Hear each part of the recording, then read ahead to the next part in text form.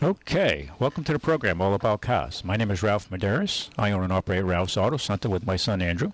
We're located in the north end of New Bedford, 867 Church Street. We're just off of Route 140, exit 5. So anyway, if you get onto 140, whether you're coming from 195 or down from the 24 Taunton area, just take exit 5, put you on Church Street, and head down Church Street. And we're on the right-hand side, not a traffic light or a stop sign. Very easy to get to. There, we sell quality used automobiles, priced primarily between the $4,000 and the $15,000 range, the value end of the market, and the SUVs and trucks between up to $15,000, $20,000. And of course, we bring in vehicles that cost considerably more for people who want them. Whether it be a Mercedes, a Cadillac, a BMW, we ship cars in from basically all over the country. Clean automobiles. These cars are generally all certified out to be of a certain condition point, and generally we only buy pretty much high-quality cars, regardless of the year, and we try to buy low-mileage cars. So we make it a point to go out and seek out the cleanest cars and for stock as well. We really we'll buy an older car if the mileage is right. We buy cleanliness and clean titles. We're not into wrecks or flood cars or anything like that. That's not our end of the business. We don't get into that. Some people do. Fine. That's not us. You can give us a ring up here at 9960500, 9960500. You just listened to Enrico Caruso. That was sung 100 years ago, 100 years and 5 months ago. That was recorded in 1916. And I don't think a voice has returned to Earth since he left of his caliber or beyond. And considering that recording was made under the most pure historic type recording technology, because it was just invented, it was pretty much at the very beginning, pretty close, when Edison invented the record player. And that was acoustically recorded. So it's an amazing work, an amazing voice, and nice to hear on a nice, hot summer day. And speaking of summer, today being July 16th, well, frankly, almost a month of summer is gone. A third of summer will be gone, next week on the 21st. Sunrise this morning was at 5:24 a.m. 5:24 a.m. We lost 6 minutes from last Saturday morning. Sunset, still not too bad. It's at 8:15 this evening. We lost 4 minutes from last Saturday. This week we lost 10 minutes of light. 10 minutes of light is headed south, to the southern hemisphere. So far, since the first day of summer, June 21st, thereabouts, we've lost approximately 21 minutes of light is headed south. So the tide of light is starting to return to the southern hemisphere. Next week, as if you think of today, people are complaining to me about the heat, and I say, well, I just think the opposite. And what do you mean by that? Well, today, opposite of today would be January 16th. And just think about how you're getting about on January 16th. Okay? Usually you have a winter coat on, and there's snow, and it's cold, and it gets dark. It's already, the sun's starting to go the other way here at 12 o'clock.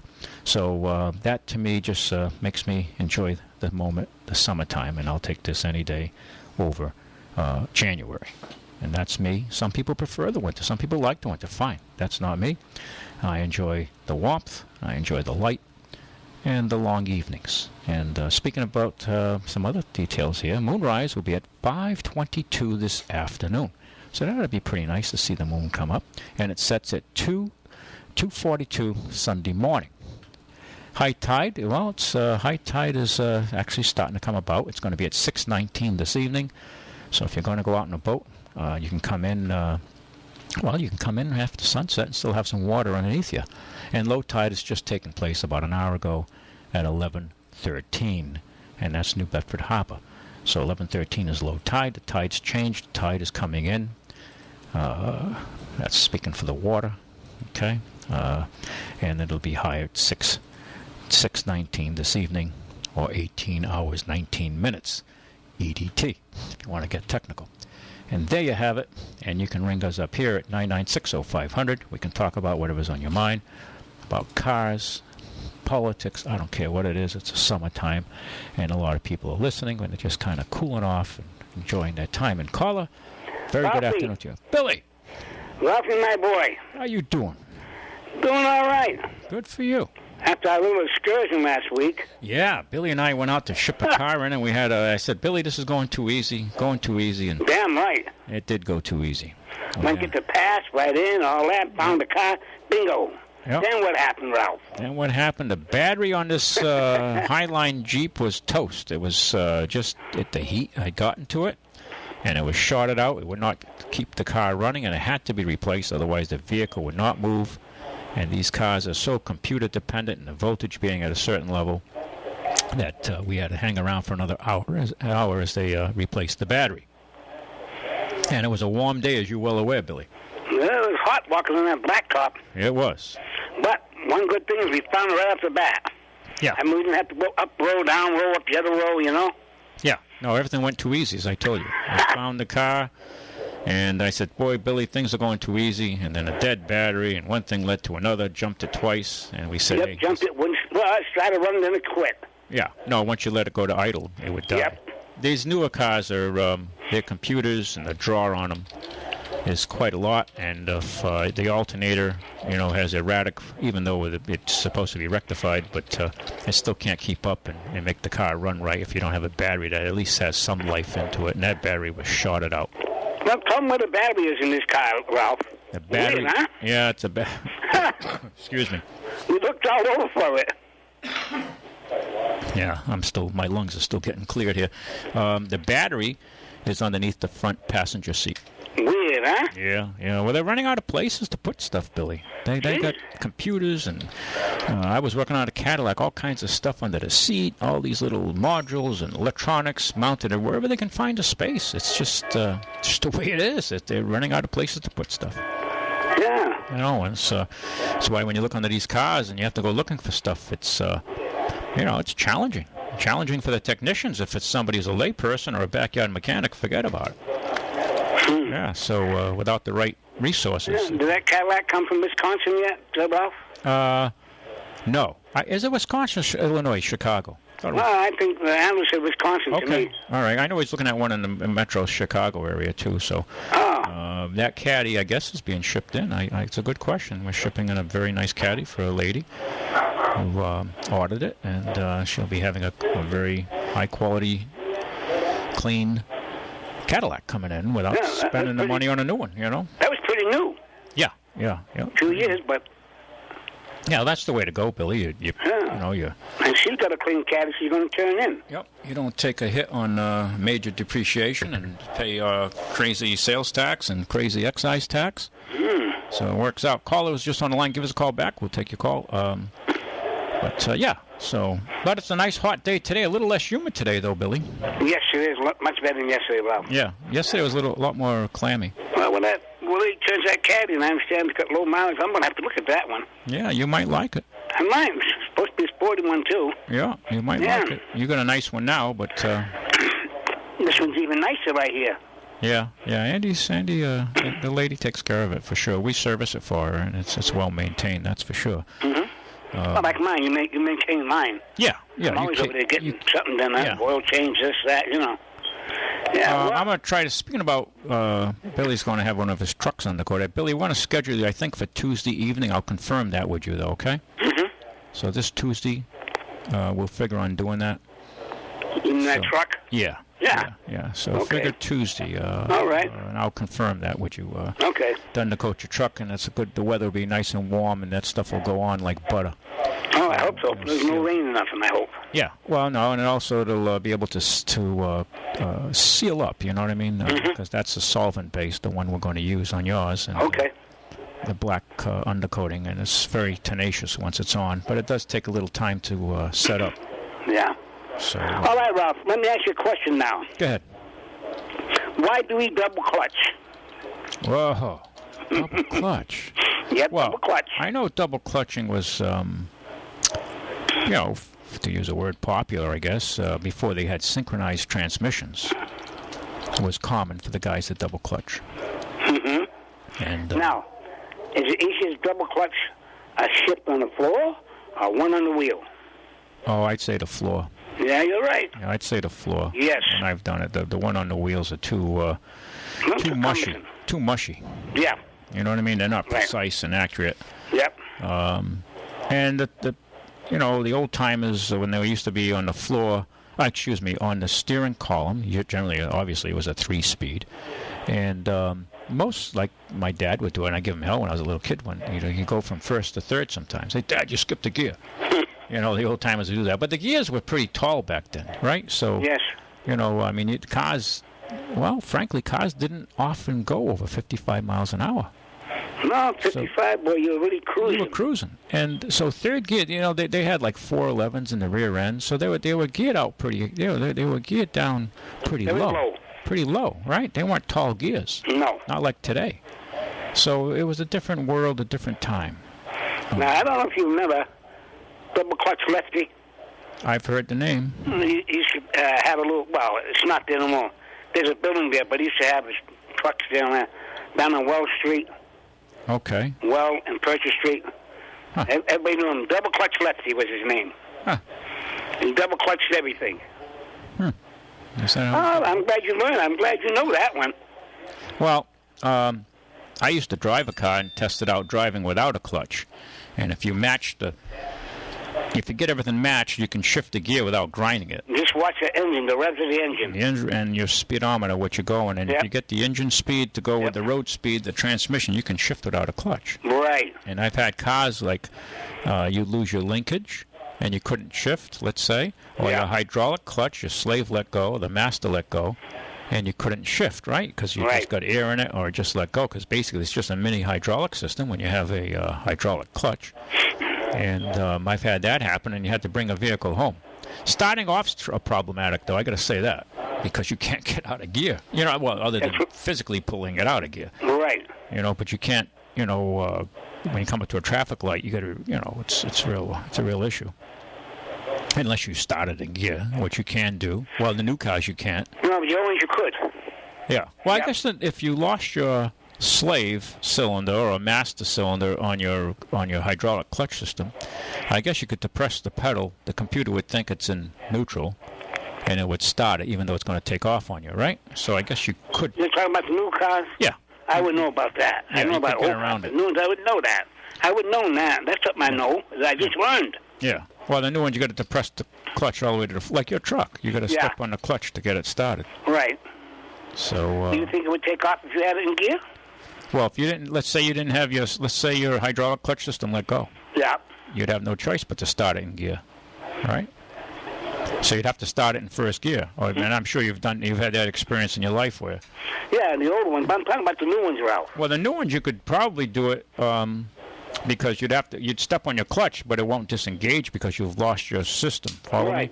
So, but the computer thinks it's in neutral, so it'll let you start it because they have that safety switch that keeps you from starting in gear. Okay, so it'll assume that you depressed the clutch. So I guess you could beat the system that way. But when they first came out with those safety devices where you had to depress the clutch to allow the engine to start. That's so people didn't get in the car and automatically turn the key, thinking they're in neutral, and it's not neutral, and the car would jump forward and if it started, it would take off on you. Well, that's like the old days, right? Yeah. If you weren't paying attention. When you had that little 50 Ford, and you pressed a button and it went into the wall. Oh yeah, I did that with my dad's car. Yeah, absolutely. 54 used to leave in them days. Folks left the car in gear because that was your parking brake in a sense. Right. Yeah. Right? Unless you're on the Seven Hills in Fall River, then that would be, I don't think I'd do that. You need your emergency brake as well. Some of the old timers would cock the wheel so the wheel would go into the curb, right? So it couldn't. Some of the guys, the old timers, were pretty smart about stuff like that. Today, they don't have a clue. They don't have a clue. You hit them off the head with a 2x4, they wouldn't have a clue. So. All right, Ralphie. Yeah. So, all right, catch me. Let me know if that's a go. Yeah, I'll let you know. Yeah. Are you staying cool? Okay. You staying cool in the house? I am. Nice air conditioning here. Beautiful. Okay. Good. All right, buddy. Catch you later. Okay. Bye-bye. Yep, bye-bye. Okay. You can give us a call here if you wish at 9960500, 9960500. We got some great used cars in stock right now. So if you're in the market or you know someone who's in the market for a car, we got some great value. And we're always bringing cars in. And they come and go. But we have a good selection right now. You can check us out at ralphscars.com, ralphscars.com. And shoppers there without having even to drive in a lot. And not everything's listed there. Sometimes we have to catch up, and with vacations and all that, we get a little behind. So if you're looking for a specific car, you can give Andrew a call, or myself, or Tammy. And but Andrew's there. Andrew handles the inventory coming and going, and he can answer any questions, tell you what's in the pipeline. Generally, we do try to get these cars up on our website as quick as we can. But this time of year, it's things are a little more difficult. But we have some great cars. We're always bringing like nice Subaru all-wheel drives. We do a lot with Subarus. We've fixed so many of them that we have a total understanding of the mechanics there. And we've sold 4x4s. We're a Jeep dealer for 25 years, so we know the 4x4 market or the machines quite well, all-wheel drive and 4x4. So it's certainly nothing new to us. But we've got like an 04 Forester that you can buy. It's clean black. It's a premium package, XS. You can buy it for under $7,500. Got a nice little inexpensive car, a Neon, an 05 Neon, under 100,000 miles less. So you can buy it for under $5,500. All these cars are serviced out. We put the money in them before we take your money. The brakes, the oil change, all these things are done, and you don't leave on empty. You do get some gas if we register for you. If you do all your documentation and paperwork, you have a full tank. But I hear all these horror stories. People tell me they go out of town, pick up a car, it's on empty, and it just blows me away. And they don't even change the oil out of dealerships. They don't even change the oil. It's just, I don't know. And they're paying all the money. That's the tragedy. They're paying all the money. So if you're going to do that, shop around, compare the differences, and read the reviews of these stores before you go buy a used car. But we also have I have a nice clean Jeep Commander, an 07. It's a 6-cylinder, so it's decent on fuel. It's a 7-passenger, so if you have a wife and children or a lot of traffic in your car, this is a nice ride. It's all-wheel drive or four-wheel drive, and you can buy it for under $9,000. And Jeep Commanders are getting hard to find. They're in demand. I've got an 07 Grand Cherokee Laredo, a nice clean white one, 6-cylinder. That car is priced also under $9,000. We have a nice Dodge Dakota extra cab. It's automatic, 4x4. This little Dakota's clean, dark gray. You can buy it for under $10,000 if you're looking for a nice 4x4 truck, medium-sized truck, with some room behind it for, carry it's like at the 3-door, okay, so you can get to the back. It's not a quad cab, full quad cab. It's a 3-door, and it's got the seat in the back, or you can put your tools back there, depending on what you're going to do. But it's an SLT club cab, 4x4. Got a nice little inexpensive satin, 99 satin, it's got less than 81,000 miles, clean, priced at just under $3,000. So that's a value car if you're looking for something mechanically sound and inexpensive, and less than 100,000 miles, and that's and under 3,000. That doesn't happen very often. I got to tell you that, not in today's market. It truly doesn't. Another 2000 Jeep Grand Cherokee Sport. It's a burgundy. This is a Cherokee, the square ones. They built those up until 2001. They're in demand. This has under 100,000 miles. It's priced under 10,000. Strong demand, especially from young people on those. Let's see. We have a Ford Focus wagon. It's a ZXW SE. Has less than 90,000 miles. And there's no price on that. So that I don't know if that's up for sale as of yet. So I think the service department was using it. I'm not sure. 2007 Toyota LE. Less than 100,000 miles. It's priced at under $7,000. Good car to, for your daughter, your son to go to college, or your wife to go to work, or yourself. It's super good on gasoline, and it'd be a good, reliable car. Got a great little Honda 2010 Honda Accord LX, burgundy, 57,000 miles, and this is a nice machine for someone who, if you commute on the highway, you can buy it for under $11,500. A Mazda 04 Mazda Tribute LX that just came in. We're gonna have to get ready. A burgundy reddish, priced at $5,000, just under. Well, actually, it's not less than $5,000. It doesn't happen often. You get a nice little SUV for under $5,000. So that's an inexpensive car for the fall and the winter. And the fall is, I hate to say it, it's right around the corner. 2000 Toyota Camry, nice little mid-size Toyota. And that car there is clean as a whistle. It's priced at under $5,000. Another Grand Cherokee, a 2014. That's the new style. Laredo, four-wheel drive, of course. Mileage is well under 100,000. That's priced under 19,000. So when you compare it to a new one at 45,000, that's a good value. Okay, with a lot lower payment, a lot lower excise taxes and insurances and sales taxes. When you add it all up, it's a lot more money in your pocket, and you're still riding around in a nice car, and you don't have this $500-600 a month payment, which a lot of people put up with, or they lease it, and then they have to get out of it or have to pay excess mileage if they don't structure their lease properly. So a place to do your research and look around. 09 Subaru Forester, another Forester. We sell a lot of them. And this 09 Subaru Forester is blue. Foresters are nice. I like the Forester. Priced at under $9,000. Here we have an inexpensive Kia, 2010 Kia Forte LX. Mileage is well under 100,000. It's priced at under $6,000. And a nice little Toyota Camry, another Toyota Corolla, an 09, with only 23,000 miles, and it's priced at under $11,000. That car will not be around very long.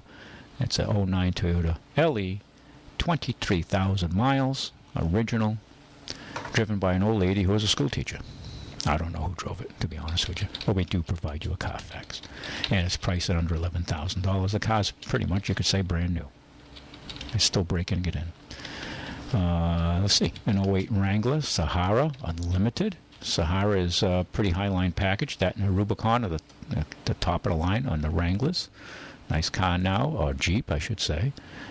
Great for the summertime. Priced at under $19,000. And those, when you look at a new one, they're very expensive. That car's probably $40,000 Wrangler in today's money. We have a couple of Honda Elements. We've got a nice, clean 2010 Honda Element XE, all-wheel drive, automatic, under 100,000 miles. And this is the dog. It's like a dog paddle edition. Okay, it's made for dogs. You can put your dogs in the back. That has the dog bone floor mats, and it's pretty cool, actually. You can even sell like an optional kennel you can put inside to carry dogs around if you like dogs, have dogs, or take care of dogs. That would be a great little one. It's a sharp looker when you see it. It's like an orange type color, but it's a pleasant color to look at. It's really nice. Clean as a whistle, like brand new. Priced at under $15,000. It's a hard one to find, this dog paddle edition. And it's made for, like I said, when I say it's made for dogs, there's an extra fan put in by the factory so the animals can get air. So if you get out of the car and you crack the windows, this fan will keep the animals cooler. Things like that. It's pretty cool. Don't be like that person in Dighton to leave your dog in the car to nearly die on a 100-degree day yesterday. And they arrested her, and I guess they're going to charge her with animal abuse. So this kind of machine like this is set up for animals, and you can avoid those kind of situations, and your dog will love you for it. So we've got that. That won't be around long. We also have another Honda Element. It's an 05. It's not the special dog edition, dog paddle edition, I think they call it. This one's a green one, and it's also all-wheel drive, and this one's priced at under $8,000. It's an 05, okay? So it's a little older. The mileage is a little higher. And the price is a little lower. So it's always a compromise. That's what life's all about. And let's see, what else we've got here? We've got a nice 07 Toyota Camry LE Silver with only 72,000 miles, priced at under $10,000. So it's a nice ride for sharp money. And a 2013 Jeep Patriot Limited. It's got the sunroof, the leather. Let's see, do I have a sunroof? I think it has. Maybe not. Hold me on that. I'm not sure. But I know I was in the car. It's clean, white, nice inside, automatic, fully loaded, GPS, all that stuff. It's pretty much bombed out, loaded. And that's priced at under $17,000. And it's a four-wheel drive as well. Little Patriot. It's like it looks like a Jeep Commander, only shrunken down. It's a small one to compete against the Hondas and the RAVs, and it has a 2.4-liter four-cylinder engine. They're nice. I like the Patriots. I like them much better than the Compass, the Jeep Compass. The Patriot body. I think the styling is much nicer. And let's see, what else we've got coming in. I see a Cadillac CTS 2013, but there's no pricing. That could be the one we have ordered for the lady in our community coming in. That's on my computer, but we have to check on that one. So that's a little idea of what we have in stock right now and other cars coming and going. And we can also bring in what you want. If you're looking for a certain car and you have time and you're planning it, if you plan it and you consult with us, you save money. Okay, if you just walk in and see something and buy it right away, then generally when you go to these, the dealers on Route 6, the expensive guys, you end up paying more. So if you're looking for a car, we don't have it, and we plan it, we work it out, we can generally save you some money. And then help you make the arrangements on financing, financing and trading your car. So give us a call here, 9960500, 9960500. It's a hot summer day. Enjoy it. Probably people out and about doing things, working in the yard, maybe, or just staying cool in the house. And having I don't know, I guess you could, at this time of day, you can drink what you want. I guess you could still drink a Bloody Mary, right, Matt? Oh, yeah. Yeah, kind of loosen you up a little bit, especially with the heat. When you call that up there, we can play it. And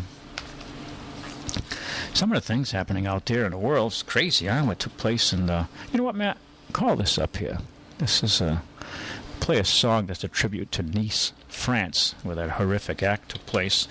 Another terrorist act committed by these radical Muslim elements throughout the world, and I really think they have to get these situations sequestered. I mean, we're in a cultural war here. And if you want to play by our rules, fine. But if this is out of control here now, we've had two incidents, recent incidents in the United States, the one in Orlando and the other one in L.A.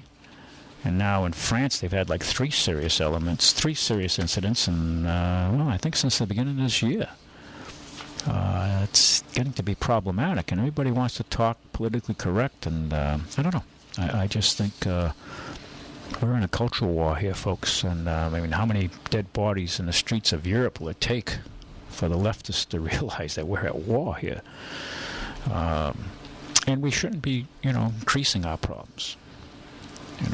It's like nothing. It's like we've gone back 1,000 years in time here. Anyway, which one have you got? You got this one queued up here? I'll get some water because I'm losing my voice here. Right here?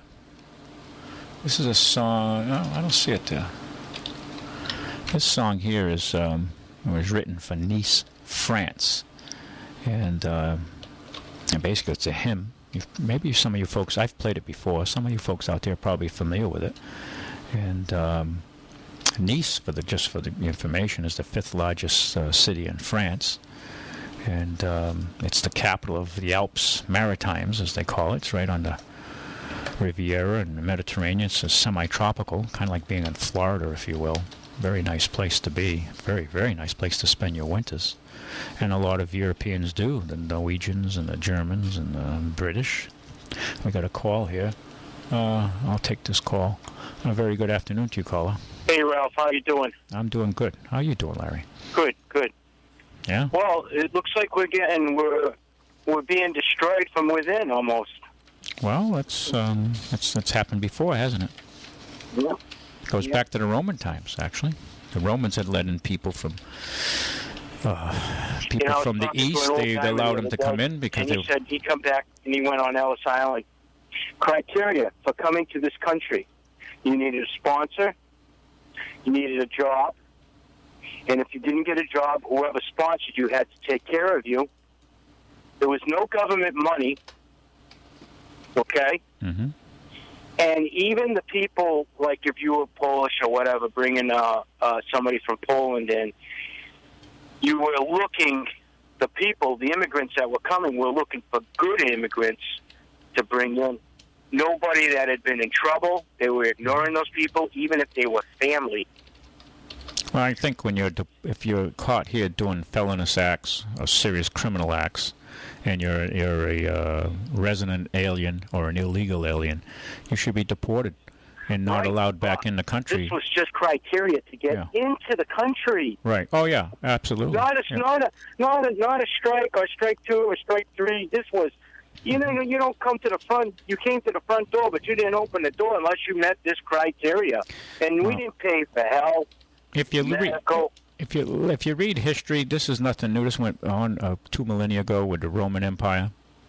They started letting in people from the outskirts of their empire, and basically it turned against them.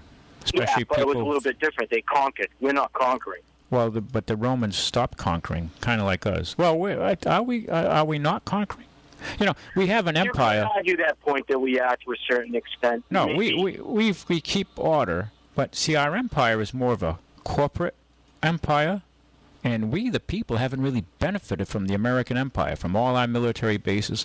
You know, who's benefited? It's been major corporations have benefited. Okay, not but we, the we people. Really, maybe some. You could argue the point that some have benefited and others haven't.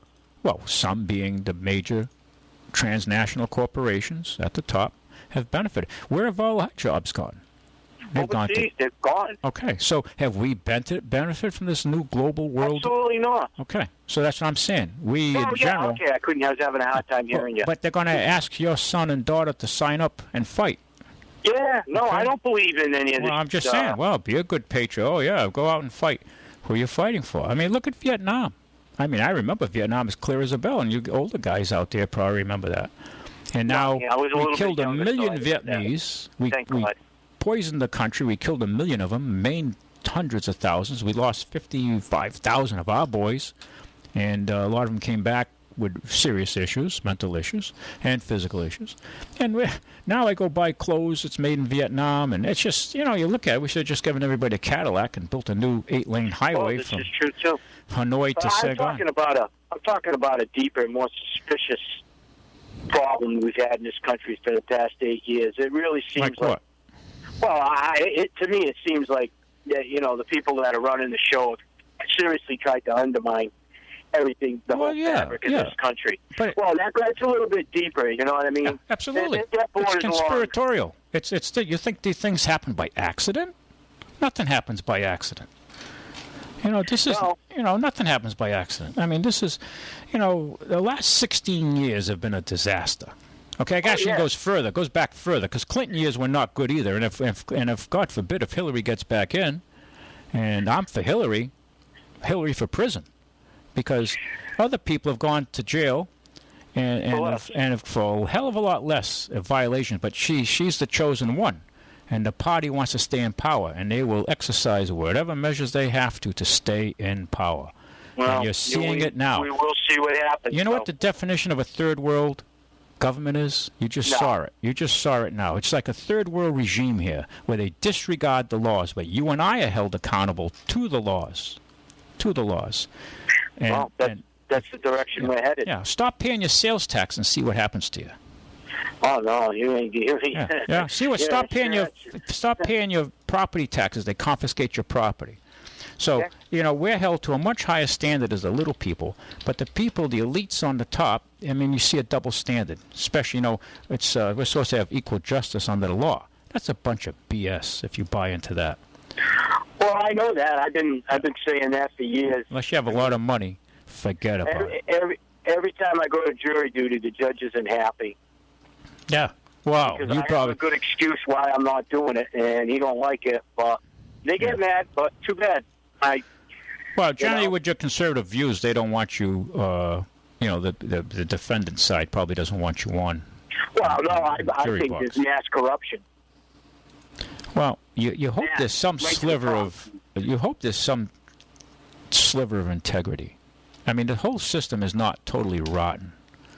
But I mean, but you look at the top, like what happened now with Hillary. The FBI it's what they say, and it's true. A fish rots from the head down. And we're seeing a classic example of this now with our judiciary and the FBI. The FBI, I mean, I've lost a lot of credibility for these people. Yeah, me too. I thought they were pretty good when they started the investigation. And they emphasized that this was career FBI, career employees at the FBI, not the political appointees that made these decisions. Yeah, right. If they're going to do that, then they should let, and I'm not a fan of Carlos Rafael, but they should let him go. It's only fishery violations. You look what's happened. Look what's happened. We had a president who was forced to resign back in the 70s for the Nixon under the tapes. Remember that? Yeah, but I was a little young for that. I remember the talk. Well, he was forced to resign for far less than what's taking place recently. You look at Eric Holder selling guns to the Mexicans. How many people got killed? And that was like a false flag event to put more gun restrictions on Americans. They want to take away our rights to own firearms. Why? Why are there such now they say, well, look, gun violence. Well, actually, gun violence is actually down if you look at the statistics. But you look at France. They had to wait for the police to get down. This jihadist drove 2 kilometers down the road in Nice, France, wiping out 80 people, running them over, decapitating them. It's just total carnage. I've seen the videos. They're very upsetting. Well, I saw the size of the truck. And now, I said, a citizen... Now, let me ask you this. If this had taken place even in a liberal city like Austin, Texas, you don't think some of those good old boys down there would have shot that guy in that truck before he even got maybe half a kilometer down? They would say, what the hell's going on here? They would have blown his head off. Just like they blew off the heads of the 2 jihadists, these radical Muslims, that went to the art studio where they were having those supposed drawings that insult Muhammad. And they showed up at the museum, to art show in, I think it was Austin, as a matter of fact. I think it was Austin, or maybe Dallas, Texas. And they got out of the car to go shoot up the place. And they didn't get up the steps of the place before they were shot down by the Texas citizens and the police. They were killed instantly. I mean, they didn't get even to fire around. I mean, they were taken out. See you later. I mean, that's the way the good old boys practice it down there. And, I mean, it's just no fooling around. Now... unarmed citizens, you're seeing the results, okay, of what's taking place. And in Nice, France, when the police finally caught up to this guy 2 kilometers later, over a mile down the road after he killed 80 people, not to mention how many probably will die or be forever crippled physically, and not only that, mentally, with no arms, broken legs, and, if they survive. I mean, you look at this carnage. And because they don't allow private ownership of weapons. But they want to disarm us. And that's more of our rights going away. They're taxing us to death. They control us. We have to have permits, regulations, all kinds of laws, constant sequestering our rights and liberties. We've lost our economic freedoms. We're losing our civil liberties. How far are we going to take this? We're turning into being just servants to the state. Okay? And when they take away our guns, we're no longer freemen. We're slaves. Well, that's why you're seeing candidates that are a little bit different this year. The Bernies, Donald Trump. I think these events we're seeing around the world, I think we're in for some serious events in this country. I don't think they're going to accept the powers to be will accept a Trump presidency. Okay? I think the odds are pretty high of a major event. Or a false flag event. And I hate to be dark like this, but things seem to be unwinding at a, What do you mean? So martial law takes over? Well, yeah. If they don't, and that's where I say Obama's seriously taking it. Well, I see. I mean, I don't want to read into that. Predicting what's going to happen here. I hope not. But I think I hope not. That doesn't benefit anybody. No. But I think I wouldn't be surprised in an attempt on Trump to assassinate him. Because a lot of people just can't accept that. Now, I'm not in love with Trump. But to me, I just can't accept the corruption that a Hillary regime would bring in. And not to mention, it's more of a continuum of what we've had the last 8 years, other than the very top. She's going to bring in her and her girlfriends to run the place, and other people at different positions throughout the federal government will retain their position if they've been good, loyal party members. They'll stay in place. So that means nothing much is going to change other than at the very top. And that's just Hillary gets in. Yeah. But the only thing with Hillary, she's I don't know if she'll follow the. I don't know. I think she's more militaristic than Obama is. Obama's been more passive. She's more business-minded, too, than Obama's got no business mind at all. So yeah, she's if she gets in, it could be a step up from Obama, but still big problems to come. Well, she's raked in. If she gets in, then you better buy all the gold you can. Well, you better buy all your guns, too, because they're out hell-bent on taking away your rights. They're going to take them, Yeah. And the Second Amendment wasn't put there for back in 1776 for them to go hunting. That was a given. You already went out hunting. It was put in there for the people to if the government became oppressive, it was for them to overthrow their government, ultimately, if it became oppressive. I mean, what did the Nazis do when they came into power? They removed the right of private ownership of firearms. And that's a fact. What did the communists do? What did Stalin do? What did Lenin do? Lenin did it, started it first. You weren't allowed to own firearms. They had the firearms. So you became a slave. So I hate to talk that way, and what do they do in North Korea? I mean, listen, all these totalitarian states. So, I mean, only free men own weapons.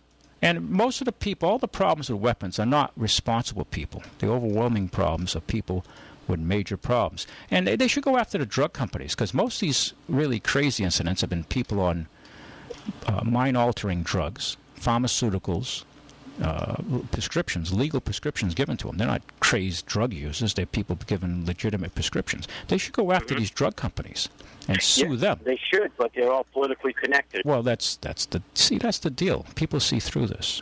So, I mean, we're in very difficult times, and reducing my rights, my freedoms, my liberties does not make me happy. I just don't see that. I'm against that. And that goes for, I mean, yeah, you look what happens. People can't defend themselves, and it isn't just. It's about, if you live in urban areas, you want the right to defend yourself, because if a major event happens, you think the police are going to show up at your place if there's a major event? No, they're too busy. They're too busy. You have to protect your own family and interests. So there'll be a lot of folks, and poor folks, people of color, who have no other choice but to protect their interests. So, and they can exercise their freedom. So, in a serious situation, I think we have to think that way and look that way, because the system cannot handle the overload. You know, there's so many people today that are disrespectful, and society at all levels.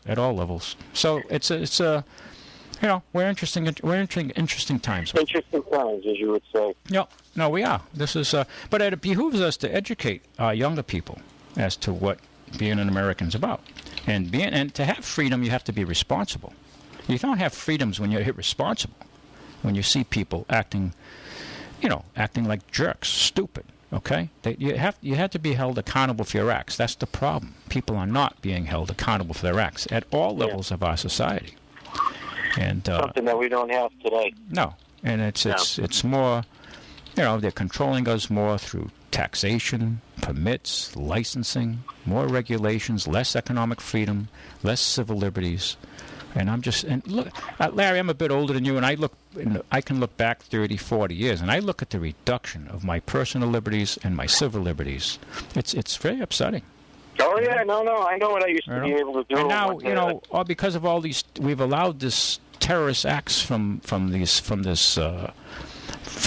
jihadists, these radical Islamists, to come into our Western world, and now I have to be checked out, prodded at airports. I mean, it's out of control. It's out of control. And why? Because of these people who've reduced our civil liberties. They love this stuff. So, I mean, that's the way they look at it. So we're in very challenging times. What do you think of the vice president's choice? I got the news coming up. I got to let you. He's all right. Yeah. If the establishment would have been on board, we could have went after the general, which I liked him because he was a Democrat.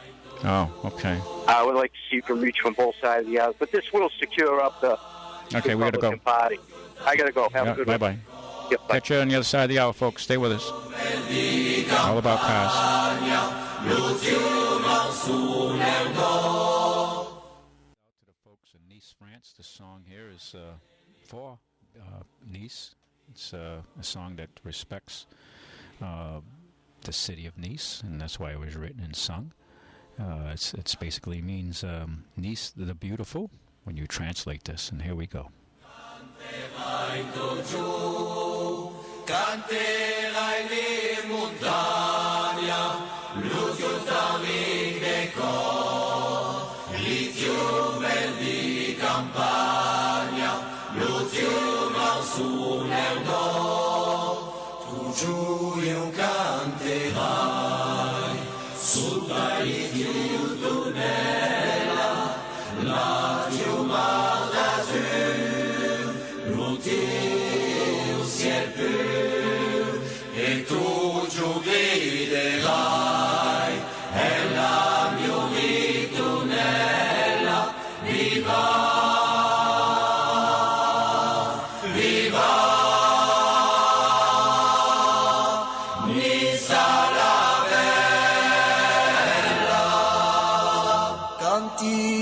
capellina, la rosa ilurida, ruporte la marina, paium masculina, canti la suffietta, donai soli canzon, lo fes la colonietta, la mia bella nanu, tu giù io canterai, sulla rifiutonella, la giovane d'azur, l'ultimo ciel pur, et tu giù griderai, e la mia ritornella, viva!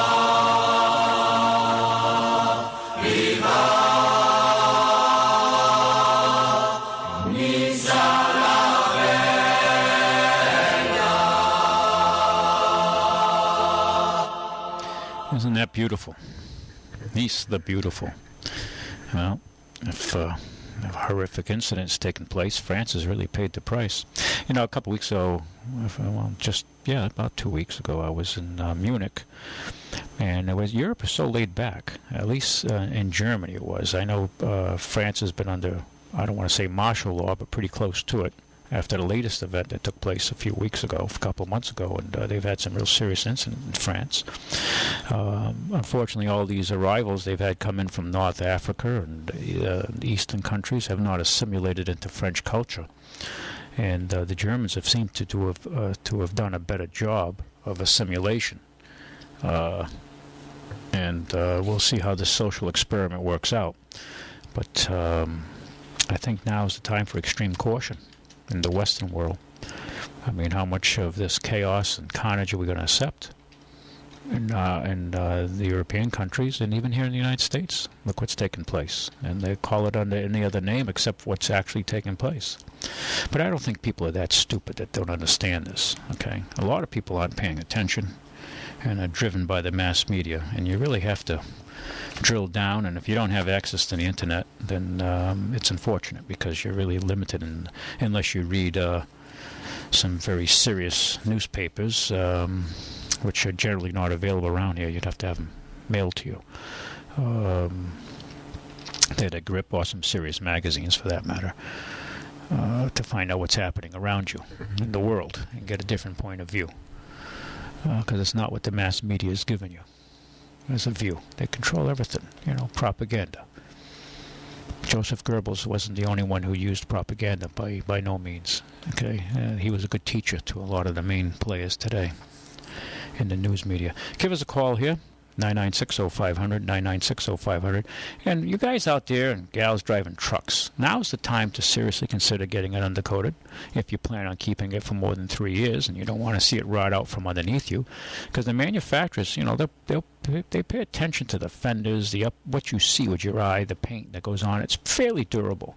Underneath, very little is put on underneath the frame, the floorboards, because coatings are expensive, and they don't put too much on it. And here in the Northeast, and the Rust Belt, if you will, the winters here, the salt they use is extremely corrosive, and you really have to stay on your car. And even if you wash it off and all that, I mean, I see some vehicles come in, trucks and cars, SUVs, and it's amazing to see how much corrosion has taken place in short time. And these vehicles are so expensive now. I mean, trucks are not cheap. They're expensive. And you really have to take measures to protect them. And we offer 2 systems of undercoating. We do undercoating starts as low as $200 and up. Trucks are a little bit more. Cars are $200, and it's inexpensive for us to do it, and it protects your vehicle, especially if you have a truck or an SUV, where you have, in particular, a body mounted to a frame. Okay, they're much more susceptible to rust, and you can protect your investment by having it undercoated, and it's not expensive. And as I mentioned, we have 2 systems. We have like a Cosmoline-based system, and we have the solvent-based system. 2 different thoughts as to what is best for you. It depends on the circumstances, how you're using your vehicle. and we can give you some, guidance on that if that interests you.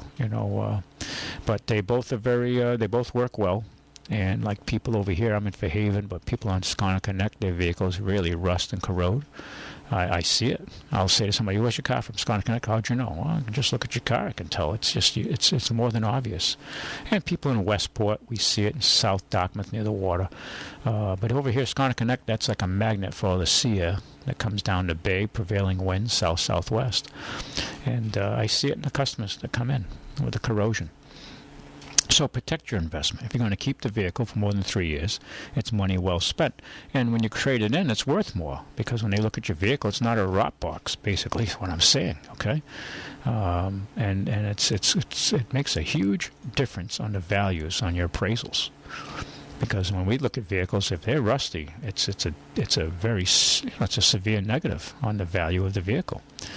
And especially like Jeep Wranglers and pickup trucks and, Chevys and Saharas and Fords, they all rust, the Dakotas, the Dodges, and you have to stay on them and protect them. And that's just what it comes to. The old days, some of the manufacturers did put some coatings. Now there's very little. They have basically a primer paint on the frame, and some of the floorboards will have some latex undercoating, but it's put there not so much for corrosion, but for soundproofing. So you don't get any noise, vibration, harshness, things like that. And they'll put it on. But other than that, there's virtually very little done to protect the underneath of these vehicles today from rust. And especially in the Northeast here, where they use so much salt. And they use a lot of salt around here. Plus, not only that, you add to it, we have 365 days a year of salty air coming in off the bay, off the ocean. So it's not just on the roads, it's in the air. And it does, it degrades these vehicles. And rust is a major problem around here. The vehicles. We have a lot of people come see us. They'll have an old Buick, and the car runs fine, but it rotted out. It just rotted out. The frame, the unibody's all rotten. Not a subframe, like the Ford Tauruses and all that. The subframe's all rotted out, and we have a lot of Honda's had problems, Mitsubishi's had problems. They've had recalls on that. A lot of the manufacturers. It's nothing unique. Chrysler's had problems with them. I think Pacifica's had to have subframe replaced because they were rotting out because of salt. And Kia's had their share of issues with it for sure. A lot of the Korean cars have had real issues with rust and salt. The Sportages and all that, they don't, they pretty much rust out, the frames on those cars, on those vehicles. So it's money well spent. And not many people do it. We're one of the few shops left that do it, and do it efficiently and reliably, and we offer two choices as to what works best for you. So look it up. You can give Andrew a call, Ulysses, and we can book an appointment and give you an estimate on your car or truck, SUV. And now's the time to do it because the warm weather, it cures quickly. Okay, it's warm and it'll set up quick. Kind of like painting your house. You don't go paint your house in November unless you're living in South Carolina. You paint it now, and certainly not much after September when it starts to getting cold. But it's something to consider. And I have a stack of radios have come in. I've ordered a lot of radios. We've had cases of them come in, so some good buys on that. Tabletop radio starting at $75. If your radio is tired and you only get 1 or 2 stations, upgrade your radio. Okay, radios just wear out. They get tired, like everything else. Like TVs wear out too. In the old days, they wear out quicker because they had tubes and they ran hot, and tubes would let go. Well, today's radios are transistorized, and well, the older ones, the ones you buy in the Walmarts and stores like that, they're basically junk. They're made to play loud, and that's it. They receive their ability to receive, their sensitivity and selectivity is significantly limited because of the price. That's where the money comes in. That's where the horsepower is the radio's sensitivity to hear a station and its selectivity to pick out the station you want. That's where the money goes. So if you're looking for a good little pocket portable, I have them for like $63. It's a super little radio. It's like the modern day transistor radio we had in the 60s. Only this thing is high tech. They're really nice, and they perform well. I love mine, and the people who've bought them have been very, very happy with them. It's not it's not the radio from the past. These radios are much more, they have a lot more horsepower going for them. And they have a lot of features in them, too. They get weather band, and they get AM, FM. They have 5 memory presets, like a car radio. Got a little, you can set a clock in there, a timer, and, it has an alarm. It'll wake you up. And it shuts off automatically at night if you turn it on so you don't kill your batteries. I mean, it's really a nice little unit. And for $63, it's an outstanding value. All these prices I sell them for are less than you're going to pay online, ordering it from them directly. Everything's sold at a discount, and the only reason I can get these discounts is because I have to order them in case lots.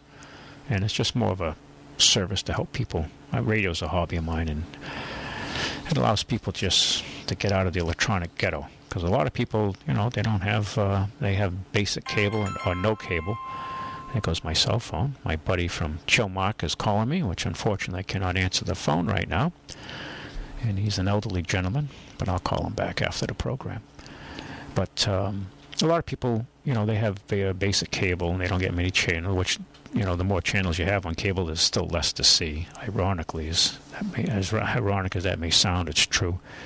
If you don't have internet access, then you're really limited as to your ability to get news and different programming.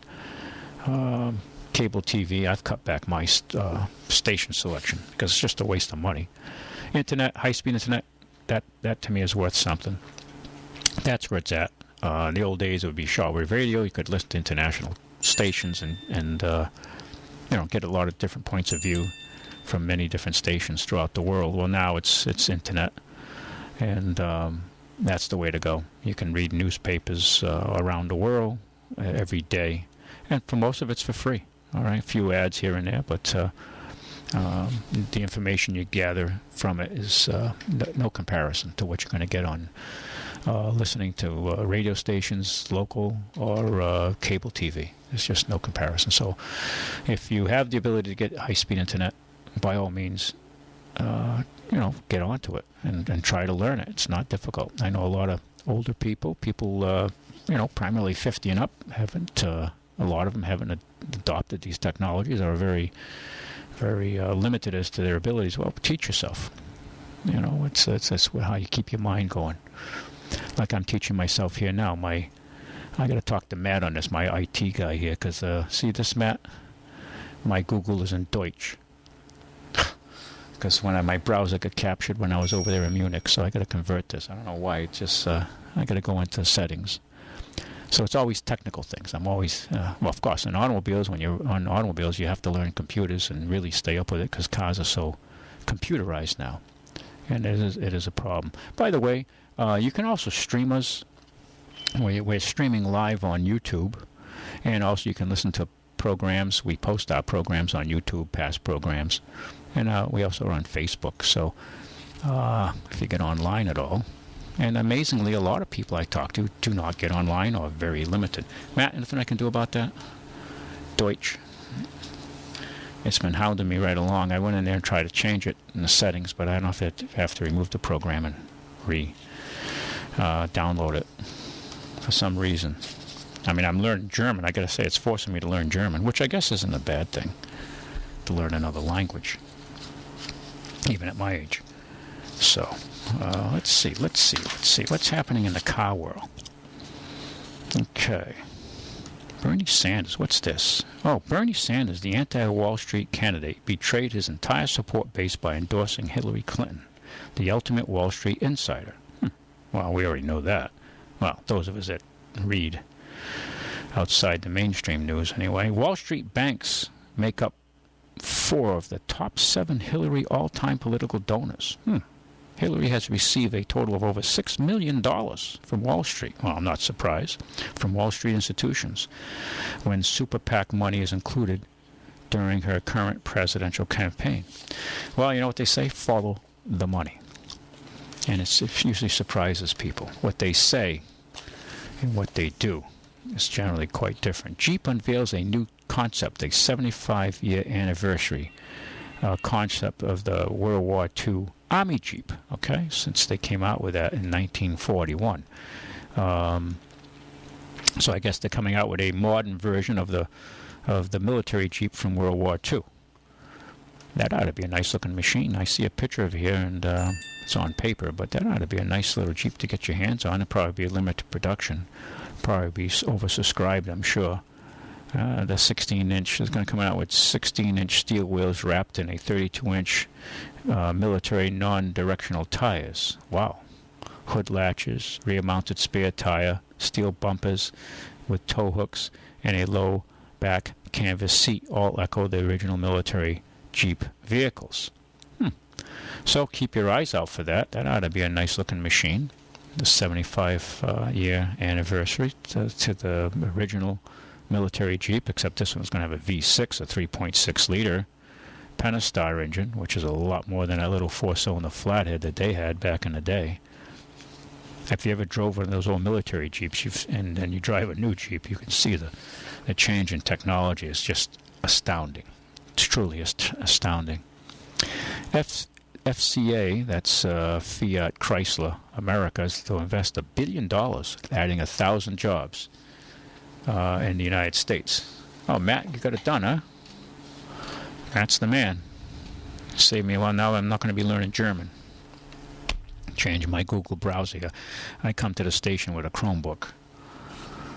Chromebooks are, well, it's an inexpensive way to get online, so long as you have Wi-Fi access. Or I don't think there's a 10100 on this thing. Yeah, maybe there is. Yeah, there is. To plug in. But anyway, Wi-Fi is the way to go today. No, there isn't a 10100 on this. How about that? Okay, I thought it had it. But it's a cheap way to get a laptop. So if I break it, it's not a big loss. And you can do pretty much everything you can on a full-blown Windows, except you need apps. But that's the way to roll. So Fiat America is investing more than $1 billion to create 1,000 jobs at 2 Midwestern assembly plants for future production of Jeep SUVs. Well, Jeep's pretty hot right now. The new ones are selling, and the used ones are selling. The automaker on Thursday announced it will invest $700 million to add 700 workers at Toledo Assembly Plant Complex for the production of next-generation Jeep Wrangler. An announcement regarding the future of the South Plant, a complex that will be made later in the year, the company said. Fiat also said it will invest $350 million and add about 300 new workers at its Belvidere assembly plant. They used to have a Belvidere, a Chrysler Belvidere, or a Plymouth Belvidere, I should say, in Illinois to produce the Jeep Cherokee, which will move from its current production site located in Toledo. So there's a lot of things happening, I guess, with Chrysler, or Fiat Chrysler, and they're making investments in our country, which will employ more Americans, which is a good thing. That's a good thing. It says here the Belvidere, Toledo, and Toledo plants employ nearly 10,000 people. More than 5,100 are in Toledo. Imagine if we had those kind of opportunities around here, how much different this community would be. But we don't. That's the tragedy. We have mostly low-wage jobs, if there's jobs at all. Not exclusively, but seems to be the way it's heading more and more. But I can't imagine a company around here employing 5,000 people, other than a government itself, I mean, a big entity. But unfortunately, we don't have these kind of opportunities in our general area. Matter of fact, there was concerns expressed about Boston losing a lot of the high-tech jobs. A lot of the young people graduating with advanced degrees in computers and technologies are not sticking around Boston because there's not enough opportunities for them. And they're heading out to Seattle, and they're heading out to San Francisco, the Bay Area, Palo Alto, where the opportunities are.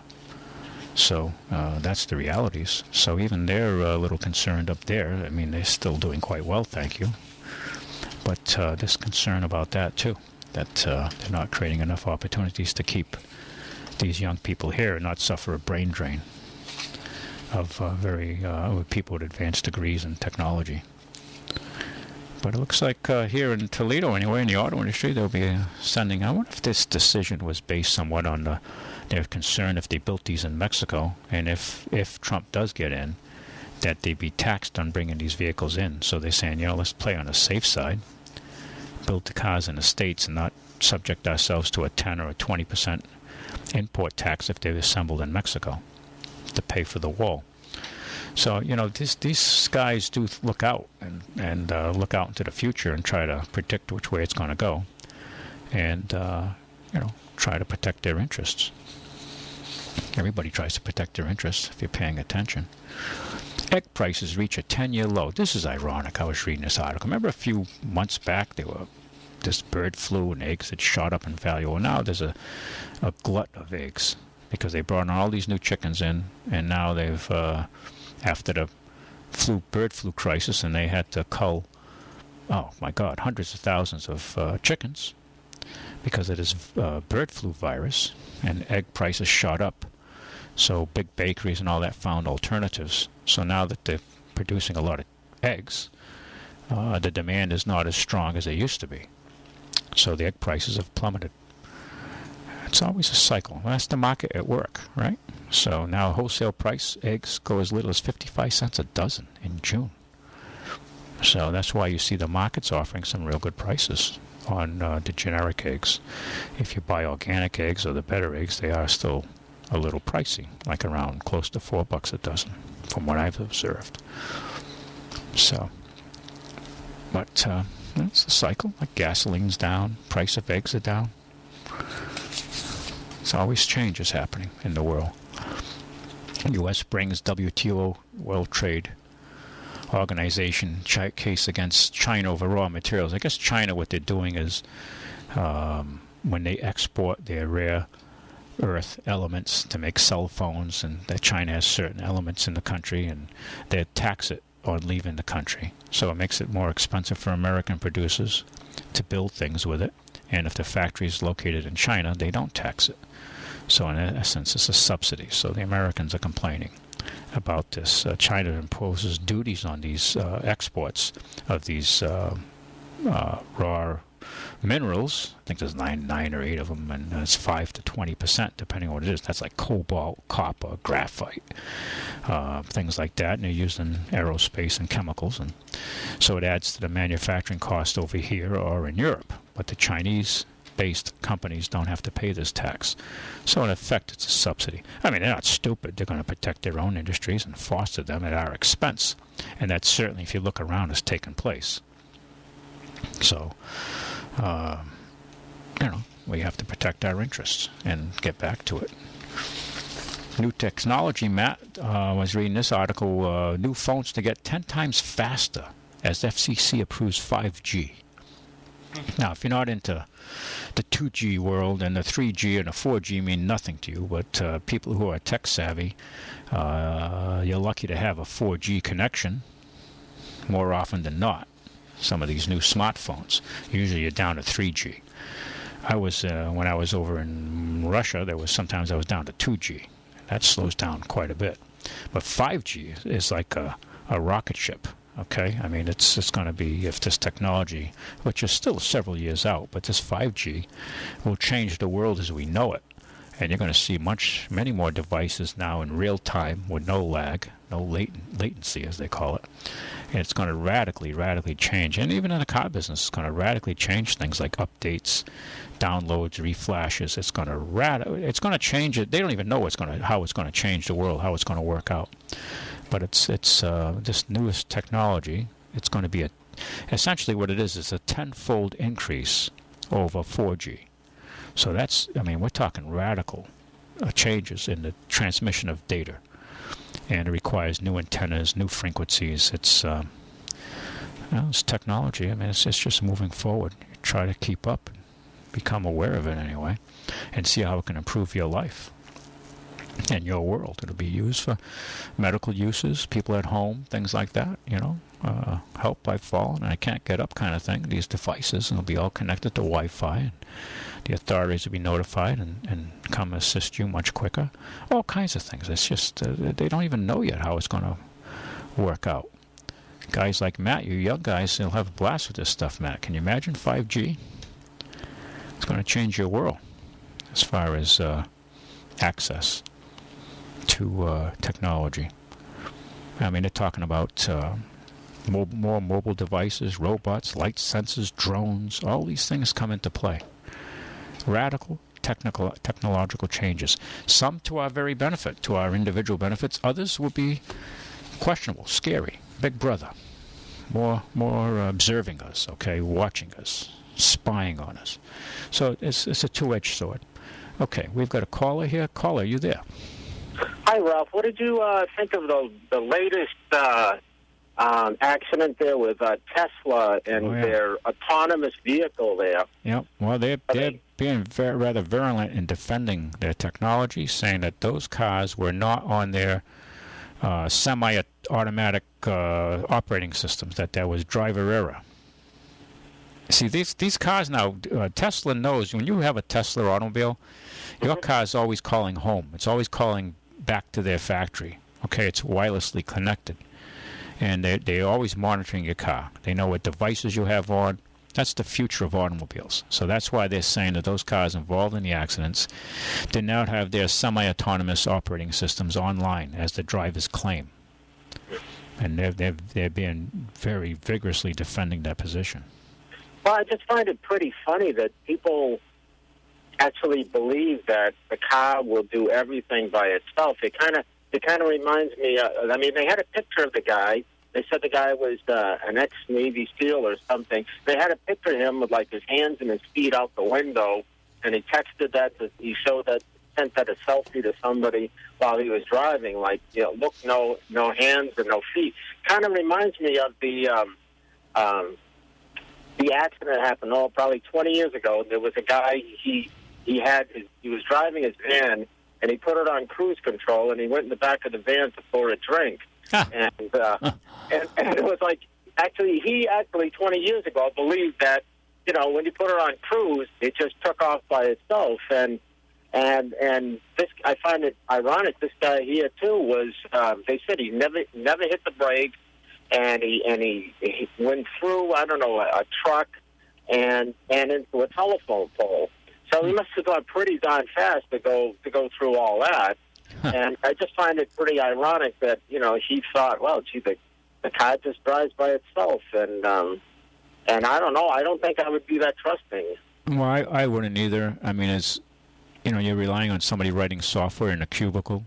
And they have to take all types of occurrences. Matter of fact, the Google, maybe you heard about the Google autonomous vehicle, which was involved in a crash with a white truck. Right. But the sensors couldn't recognize a white truck. Yep. And it crashed into it. Yeah. So now they have to reprogram probably thousands of lines of code of software, and reassess their sensors to pick up the white spectrum. And differentiate that this is something you don't want to run into. So I mean I mean, it's amazing technology when you think about it. But I would be, wouldn't you be nervous of taking your hands off the wheel and putting your feet out the windows and let your car go in automatic? Well, absolutely. You know, I wouldn't trust it. I mean, I don't know about you, but I just I don't know. I mean, if I trusted it, I'd be alert in order to take control immediately. Kind of like when you hit your cruise control and it goes back to manual. Yep. So I went to a Tesla dealership, and the guy was explaining to me all the features. I had time to kill that day. I wasn't really in the market for a $90,000 car, but you know, he says, well, you know, like you can use it to park if there's like a super tight parking spot. You can use it to park the car, or if you get out and there's no room between like your door and the other door. You put it in a certain mode, and it will back the vehicle out, and then you could get into it. Now, I might trust the vehicle when it's, you know, doing 5 miles an hour like that. Well, I don't think I would trust it at 60, 70, 80 miles an hour on the highway. I don't think I would trust it. Well, I agree with you. It's the future, though. I think you're going to see in future, when you go to major metropolitan areas, your car, you'd have to give up control of your car, and everybody you'll be in their grid, so to speak, when you come into like traffic control, and they'll control your speed. Everybody will be autonomous, and you won't be driving your car. They've been talking about that like for years, like the Jetsons or whatever, you know. Same idea, Or like with the maglev trains, they would do the same thing with cars. You would get within so close to the center of the city, and the thing would just, you know, take control of your vehicle, like you say, and you would drive at a certain pace, and that's it to get into the city. If everything works fine, if everybody else has vehicles new enough that they were under that control, and they weren't all driving 72 Toyota Celicas or something. And so all those ifs, it might work. Well, a lot of changes coming our way, not just car technology. It reminds me of a case quite a few years back, I guess, when they were coming out with GPS at an affordable range. And my cousin was involved in boat business, and they sold large boats. And we were running out over here, coming out at, what's it called over there? Skipper. The Skipper? The hotel, motel, the docks over there, the marina. Yep. And we're heading over to Cutty Hunk, and I get outside the barrier dike, and I'm at the helm, and I said to him, Randy, what's my run speed here? How many RPMs for how long, at what degrees? He says, what are you talking about? Just follow the GPS. And I couldn't get through he says, it was self-correcting. And I couldn't believe it. It took us right to Quix's Hole, right to the buoy. I mean, I couldn't believe it. I said, wow. I said, a dummy could operate this system now. But I'm looking at run speeds at certain RPMs, running a certain course on a compass, like plotting the old days, right? Yeah. And using your map and your compass and so many hours, not hours, but so many minutes at a certain RPM to get you close to proximity. And the GPS just does away with all that. And it self-corrects. I mean, it's... Well, you and I, Ralph, are probably the only of a couple of people or our generation that knows how to read a map. I mean, imagine if you're out in the country someplace and you didn't have GPS or the GPS didn't work, and then you would have to actually read a map. I mean, people would, what map? What's that? Yeah. What would I do? No, it's a different world. It's a different world we're in. I mean, you're going to see a lot more technology embedded in highways. The governments will be putting in sensors to monitor traffic, and overall, it's for the greater good. To control traffic, because there's more and more cars. I mean, the tech. I was gonna ask you, do you have? I don't want it, but do you have Billy's phone number? Because I want you to call him up and stump the chump. He did a good job while you were away, but he got one thing wrong, and he said BMW. That stands for Berlin Manufacturing something other. And I almost died when he said that, No, it's Bavarian Motorworks. I don't know how to say it in German, but it's Bavarian Motorworks. Yeah, so you can stump him. Ask him what BMW stands for. Actually, I don't know when he came up with that, but if he did it off the cuff, then it was quick thinking. My son sold my Harley last year, and now I'm looking at bikes. I was looking at getting a BMW. Another friend of mine, Andy, said, well, look at my BMW. So I like the BMW bikes, the horizontally opposed. Very smooth bike. Yeah. So I was just, thinking about getting another motorcycle and not driving the urban areas, but mostly the country. Absolutely. Yeah. Because everybody's texting. You know how crazy people are. I mean, they can't drive, and they got a cell phone in one hand, a cup of coffee in the other hand, and it's scary. It's scary. Bikers. And mine's out in space. That's why, it's very dangerous. It scares the hell out of me. Yeah. No, I agree. It's you look at all people crashing into state police cars on the highways. In fact, I don't want to scare you so much, but there was a guy just in Somerset or Seekonk or some place out there, just died on a motorcycle not long ago. They said he turned 63, and he promised himself he'd buy a motorcycle when he retired. He got out, and some drunk, the guy was charged with drunk driving, some drunk hit him and killed him. So even out in the country, there's drunks, not just the lunatics in the city. No, it's just like I remember several years ago they had a UMass Dartmouth professor who was a mathematician and actually had proven some, I guess, mathematical theorems. He was a very bright guy, and he was jogging on Chase Road. He was taken out by somebody out of New Bedford who was a coke addict. Remember that? A coke addict, and he had virtually contributed nothing to society, and they removed somebody who had actually contributed to society quite a bit. And this is the tragedy of the American life right now, these kind of people. People have to be held accountable in a much more severe way for their acts. I don't mean a police state. Please don't misunderstand me. I'm not an advocate of that, but I don't know. It's very disconcerting. It really is. It truly is. Well, I thank you for the conversation. Okay. Nice talking with you, Ralph. Yep. Thank you. Bye now. Bye-bye. Very good afternoon to you, caller. Hey, good afternoon, Ralph. Hey, how are you? I'm hanging in, Good. When we talk about the technology, one thing that bothers me, and I tend to notice, we may have talked about this before, I don't know, about the younger people. They don't seem to be bothered by giving up their privacy.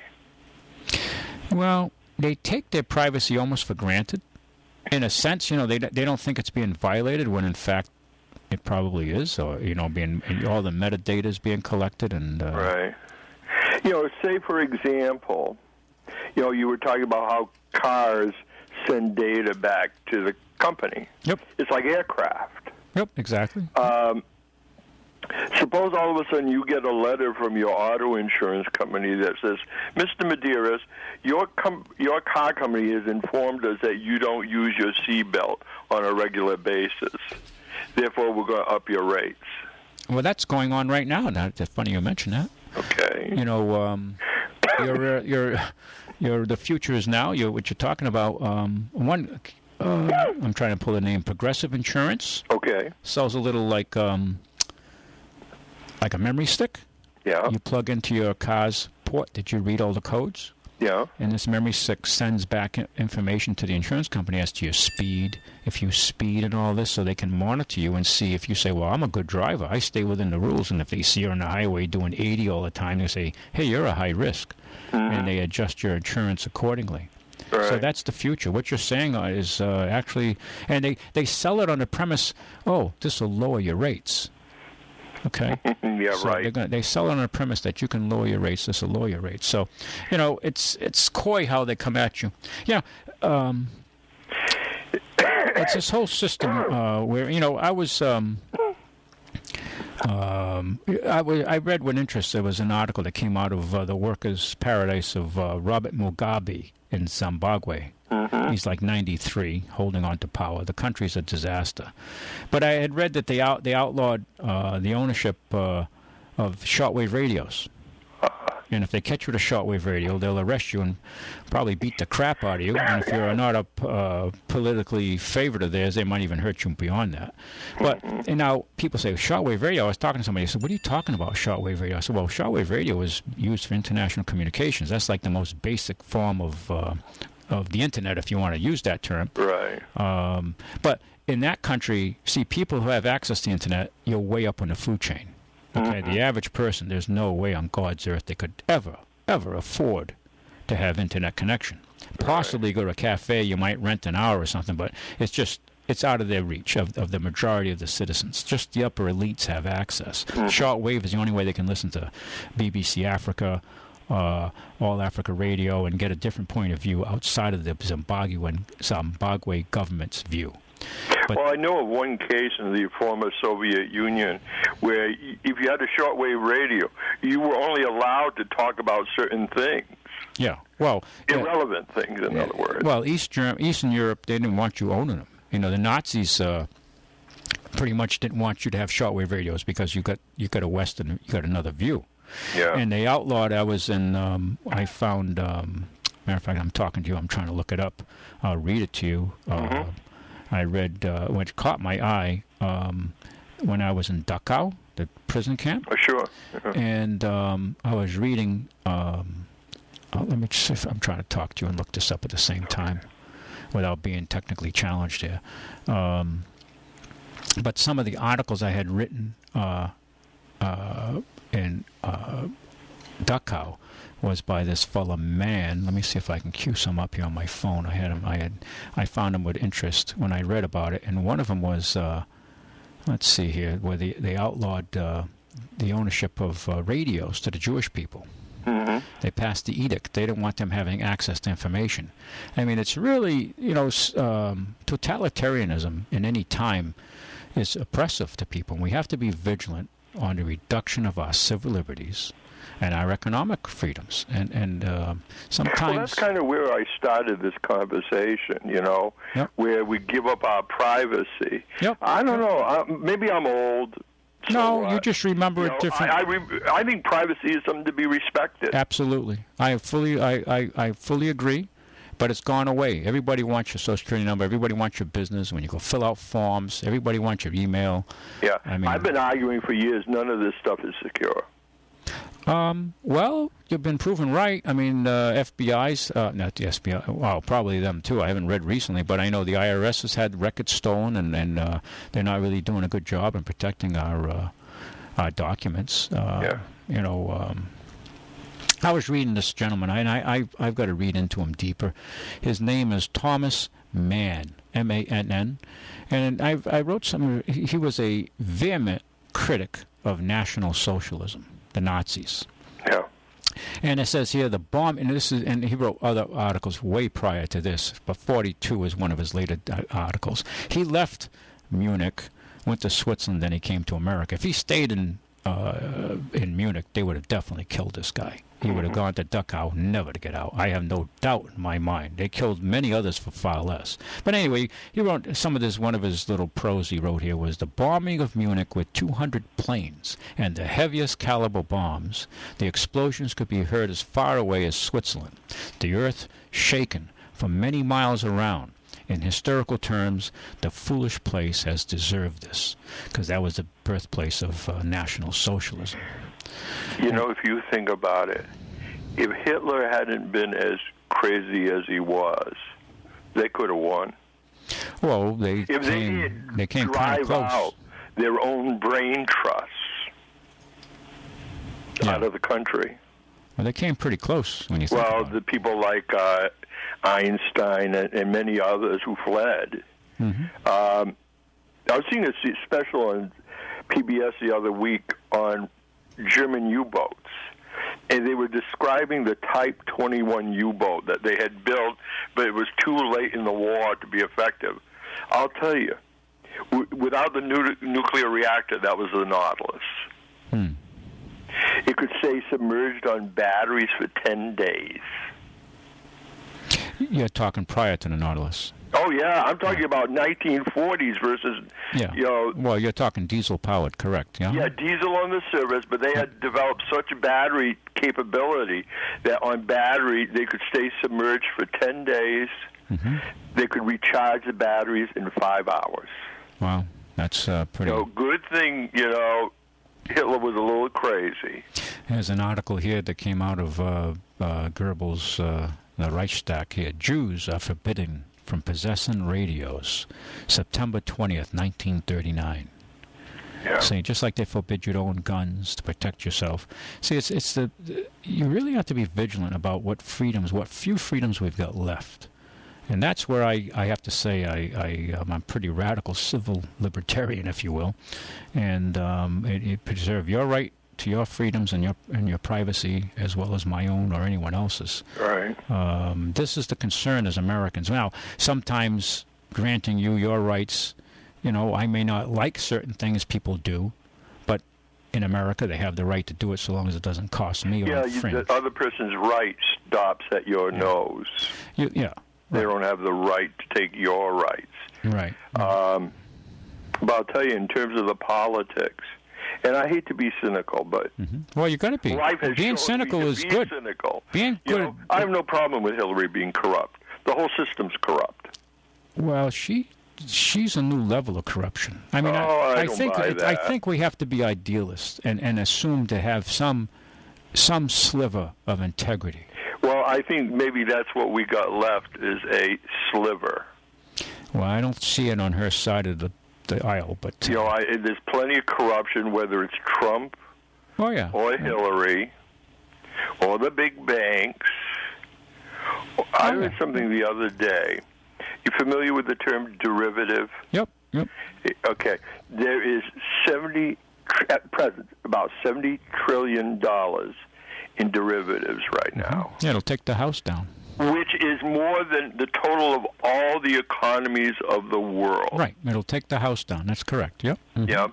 You know, I heard the other day that Bank of India is going to be lowering their interest rates. I don't know how accurate it is, but that's what I heard on the business news. England is probably going to be doing it next month. Well, England's trying to preserve the power. Well, Brexit. but they're trying to get their pound back up there. It's down in the 130 range, 130-something range, 138, no, 130, 131. I forget the last time I looked at it. Well, the bottom line is stealing from the average person to prop up the system. Well, and when well, you're gone, it's over. You're on the right track for sure, because they are stealing from you and I. They're stealing from us through the insidious use of inflation. They've robbed the middle class. And that's why I get really upset when I see people like Obama and Clinton get up to Hillary, and they talk about the middle class, what they're going to do for us. And they know that we're printing our way out of this. They're making us poorer through inflation. And it's so in our face. And if you really read into this, you can see the absolute corruption that's taking place around us. Well, you know, any normal person, you, me, anybody, we go into the store and do some shopping. We know the inflation is not what they say it is. No, it's much higher. That's an absolute fraud. Yeah, it's much higher. But see, but you blame the car company. Say, well, these guys are robbing us. The price has gone up so much. These guys are getting rich on us. It's not the car companies. It's your money is worth less, so it takes more of it to buy the same product you bought last year. But the other part of it, which you won't like, is that in order for them to show infinitely growing profit, the money's got to come from somewhere. Well, wait a minute now. Profit can only be derived if you deliver a good service to the marketplace, and the marketplace rewards you for that service and you have a profit because you sold your product efficiently, and people rewarded you by buying it from you. Yes, profit, but the growth of profit, without you coming up with a new wonderful product or service that everybody wants, the way you're going to increase that profit year to year to year is increase the price. That's one way if you can. And the other way is take it out on the worker. Well, if you increase the price, then you have competition, foreign and domestic, which is a moderator. So I'd like to raise my prices, make more money per car, but I have such fierce competition that it's not possible. But you also realize a lot of that competition in certain areas have disappeared. Well, at the highest levels, yes. Own pharmacies. At the highest level, well, okay. Now you For example. At the highest, right. You got CVS now instead of mom and pop variety pharmaceuticals, and once they can control the market, they can jack up the prices. Yeah. Right, and we talk about cars. You're an expert on cars. Look at all the names that no longer exist. Yeah. Well, but that's going on since Studebaker got out of making horse and buggy, and now they're out of it altogether. I mean, there's just a constant evolution of life and a renewal. But I think we have to stay to our principles. To me, the banks are a good example of that. There was a time period where I had money in say, 4 different banks. NBIS or something like that. Yeah, NBIS, and I forgot the other ones. In the end, they all ended up in the same bank. Yeah, well, look what happened. Fleet came by and bought NBIS, and the big banks bought out our regional banks, and then all the cards come collapsing down. Well, thank you, I enjoyed the conversation. We're running out of time. Thank you. Bye-bye now. Bye-bye. Good conversation, folks. Thanks for listening. Please look us up. We appreciate your business. We're up for election every hour we're open. We need, you vote with your dollars. All we ask is you shop us and compare us. If you don't drive a car, refer people to us. We need your business to keep going, and we deeply appreciate that. So look us up at Ralph's Auto Center in North End, New Bedford. Catch you next week. God bless. Be safe. Enjoy the summer.